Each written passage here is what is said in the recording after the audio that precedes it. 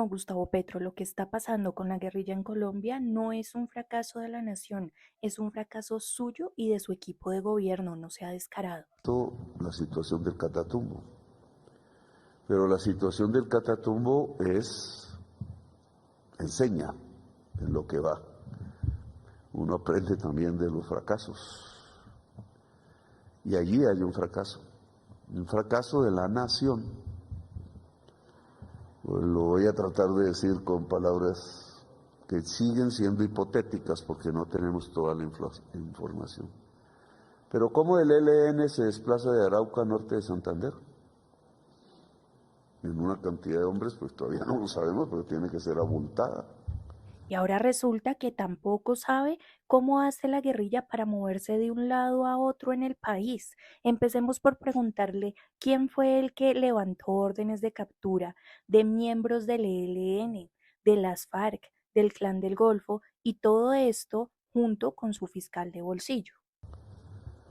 No pueden llegar caminando simplemente por entre las montañas porque duraría meses. Esa es una probabilidad. Escondiéndose en la trocha para no ser vistos. En general eso se puede hacer con pocas unidades, pero en un volumen mucho más grande algún tipo de información debimos tener y no la tuvimos. ¿Por dónde caminaron? ¿O anduvieron? ¿O se transportaron? Esa es una pregunta, Cerce. También se le olvida que la guerrilla en Colombia anda en Toyota. Se le olvida que en algún momento cogieron a unos guerrilleros de las FARC en camionetas de la UNP, los liberaron y los dejaron salir en esas mismas camionetas. ¿Se acuerda que alguna vez también capturaron a miembros del ELN en una Toyota con un secuestrado? Es más, en estas camionetas no solo transportan guerrilleros, también transportan niños reclutados, dinero, armas. Como podríamos hacernos muchas otras. ¿Por qué el ELN hoy, pocos meses de que era muy débil militarmente hablando, es fuerte? Eso tiene unas respuestas que deberíamos ahondar. ¿Cómo una organización puede saltar en fortaleza técnica, militar, en el corto plazo? ¿Cómo se fortalecen? Sencillísimo, cuando el presidente se la pasa diciendo que estamos en un cese bilateral y decide doblegar y humillar a nuestras fuerzas armadas, pues la guerrilla entiende que prácticamente pueden hacer lo que se les dé la gana, porque como dije anteriormente, guerrillero no combate guerrillero.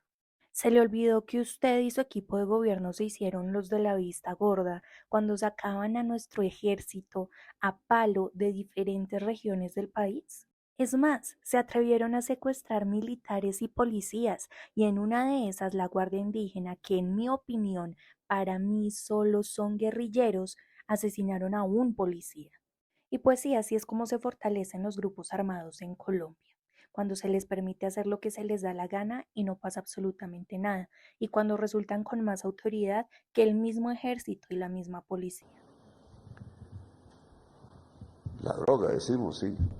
Luego hay un discurso mentiroso dentro del ELN porque el que yo escuché ayer habla de la verdadera revolución.